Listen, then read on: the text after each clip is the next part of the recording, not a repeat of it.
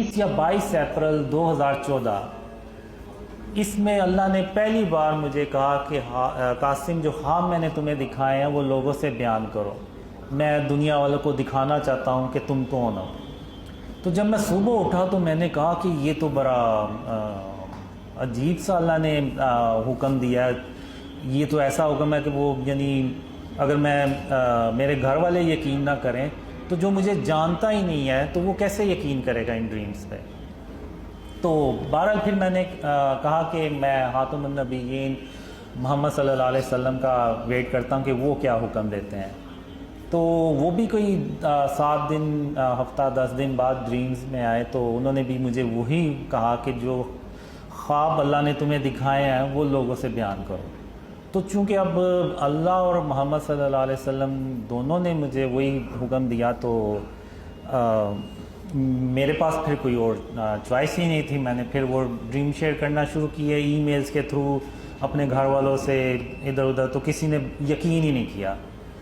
تو پھر ستمبر میں میں نے تقریباً وہ ای میلز کے تھرو بھی ڈریمز شیئر کرنا چھوڑ دیے۔ تو پھر اکتوبر 2014 میں ایک خواب میں اللہ سے کہہ رہا ہوتا ہوں کہ اللہ ان خوابوں پہ کوئی یقین نہیں کرنے والا اور میں صرف اپنا وقت ضائع کر رہا ہوں۔ تو اللہ پھر کہتا ہے کہ نہیں قاسم، جب میں کسی کام کا ارادہ کرتا ہوں تو پھر میں اس کو کر کے چھوڑتا ہوں اور مجھے روکنے والا کوئی بھی نہیں ہوتا۔ تو پھر اللہ انٹرنیٹ کو بلاتا ہے اور انٹرنیٹ کو حکم دیتا ہے کہ جو قاسم کے خواب ہیں نا یہ پوری دنیا میں پھیلاؤ، تو وہ پھر وہ دنیا میں پھیلاتا ہے۔ تو پھر اس کے بعد میں نے کرتے کرتے جنوری 2015 میں ڈریمز کو آن لائن شیئر کرنا شروع کیا۔ وہ بھی ایک تو اس ڈریم سے مجھے تھوڑا سا آئیڈیا ہوا اور دوسرا یہ تھا کہ کوئی دسمبر کے شروع میں خاتم النبیین محمد صلی اللہ علیہ وسلم خواب میں ایک ہی رات میں 2 بار آئے اور انہوں نے مجھے یہی کہا کہ قاسم اپنے خواب لوگوں سے بیان کرو،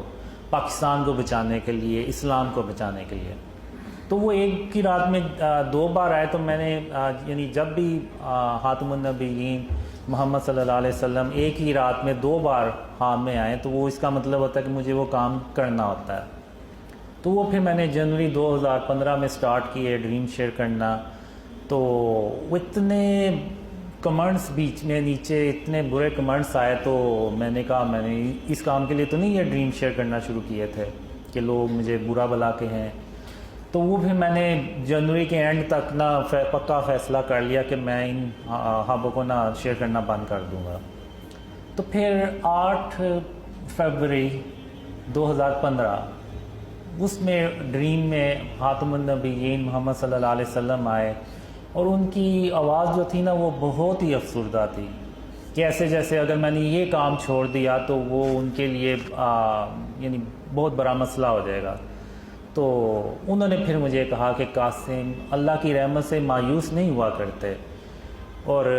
تم اس کام کو مت چھوڑو اور اس کو کرتے رہو اور اللہ تمہاری مدد کر رہا ہے اور تم اپنی منزل کے بہت قریب ہو۔ تو میں جب صبح اٹھا تو میں نے کہا کہ رسول اللہ صلی اللہ علیہ وسلم کے لیے جان بھی حاضر ہے، تو یہ تو صرف برے کمنٹس ہیں۔ تو پھر میں نے کنٹینیو کیا اس کو کام کو، لیکن پھر مارچ 2015 میں اللہ نے ایک خواب میں کہا،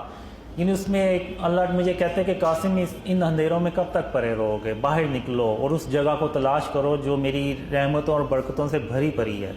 تو میں بڑا خوش ہوتا ہوں کہ اللہ مجھے ان اندھیروں سے باہر نکالنے آیا ہے۔ تو جب میں باہر جاتا ہوں اپنے گھر سے تو وہاں پہ میں دیکھتا ہوں 8-10 کوئی بھوکے شیر بھرے سائز کے وہ گھوم رہے ہوتے ہیں۔ تو میں گھر کے اندر بھاگتا ہوں، میں کہتا ہوں کہ یہ تو مجھے ویسے ہی کچا کھا جائیں گے۔ تو میں نے پھر اندر آ کے اللہ سے بھی کہا، تو اسی دوران وہ پھر 3 کتے ہوتے ہیں وہ جو کھڑکی سے اٹیک کرنے لگتے ہیں، لیکن وہ فینس لگی ہوتی ہے تو وہ وہیں سے ٹکرا کے تو پیچھے ہو جاتے ہیں۔ تو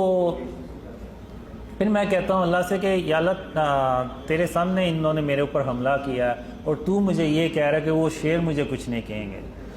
تو پھر اللہ خیر ان کو مار دیتا ہے، اور پھر اللہ مجھے کہتا ہے کہ قاسم یا تو وہ کام کرو جس کا میں نے تمہیں حکم دیا ہے،